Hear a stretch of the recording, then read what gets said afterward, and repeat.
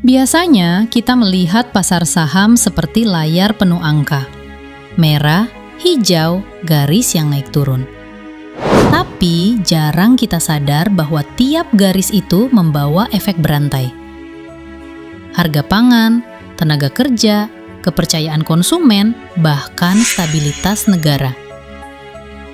Dan semuanya bisa bergerak hanya karena satu hal kecil, sentimen. Biasanya, ekonomi berjalan mengikuti hukum sederhana. Orang bekerja, mendapat gaji, belanja. Perusahaan memproduksi, negara mengatur. Siklus yang rasional, stabil, terprediksi. Dan pasar saham dulu dianggap hanya arena sampingan, tempat investor bertukar kepemilikan perusahaan, tempat perusahaan mencari modal tambahan, tempat orang-orang mencoba peruntungan.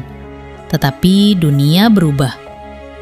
Ketika teknologi mempercepat transaksi, ketika berita tersebar dalam detik, ketika jutaan orang punya akses ke investasi lewat ponsel, pasar saham bukan lagi sudut kecil di ekonomi. Ia tumbuh menjadi jantung sentimen global. Harga saham bukan hanya cerita bisnis, tapi barometer optimisme, barometer kecemasan, barometer arah ekonomi dunia. Indeks naik, orang berani belanja, perusahaan ekspansi, pemerintah optimis. Indeks turun, investor tahan uang, perusahaan mengerem proyek, konsumen takut mengambil kredit. Pasar saham berubah dari cermin menjadi kompas psikologis, dan pelan-pelan kompas ini mulai menentukan kemana ekonomi berjalan.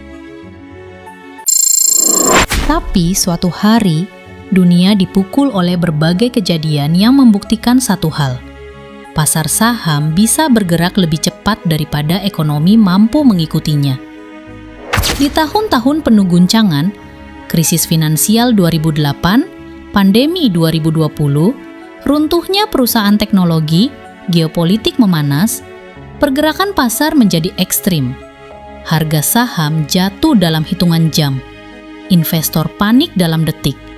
Miliaran dolar hilang sebelum matahari terbit. Ekonomi nyata masih berjalan lambat. Pabrik belum tutup. Orang masih bekerja. Produk masih dijual. Tapi pasar sudah berteriak seolah dunia runtuh. Ketika harga saham turun, perusahaan terpukul bukan karena bisnisnya buruk, tapi karena kepercayaan hilang. Investor menarik dana. Pendanaan mengering, perusahaan yang sehat ikut goyah. Akibatnya, pemutusan hubungan kerja, pengurangan biaya, pembatalan proyek jangka panjang. Semuanya bukan karena angka fundamental, tapi karena sentimen pasar berubah. Dan ketika pasar naik, kadang ekonomi belum pulih, tapi harga saham sudah terbang. Efek kekayaan membuat orang merasa kaya. Belanja meningkat, risiko diambil, optimisme mengalir ke kehidupan nyata, meski alasannya belum jelas. Pasar saham mulai memimpin emosi, bukan mengikuti kenyataan ekonomi, tetapi mendorongnya. Satu tweet, satu rumor, satu laporan, dan dunia seolah berubah. Sehingga bank sentral, pemerintah, perusahaan, dan investor harus mempelajari satu hal penting. Ekonomi modern tidak cukup dikendalikan dengan angka. Ia harus dikendalikan dengan kepercayaan. Bank sentral tidak hanya memutuskan suku bunga, mereka mengatur narasi. Setiap kalimat mereka diperhatikan pasar. Satu kata optimis bisa membuat indeks naik. Satu kata khawatir bisa membuat triliunan dolar menguap. Pemerintah tidak hanya menyiapkan kebijakan, mereka harus meyakinkan masyarakat bahwa ekonomi dapat bertahan, harus menata komunikasi agar pasar tidak panik. Perusahaan juga berubah, mereka bukan hanya menjual produk, mereka menjaga EPS, mempertahankan valuasi, mengelola ekspektasi investor. Setiap laporan kuartalan adalah panggung psikologi. Bahkan keluarga biasa ikut terdorong. Ketika pasar naik, mereka lebih berani mengambil cicilan rumah.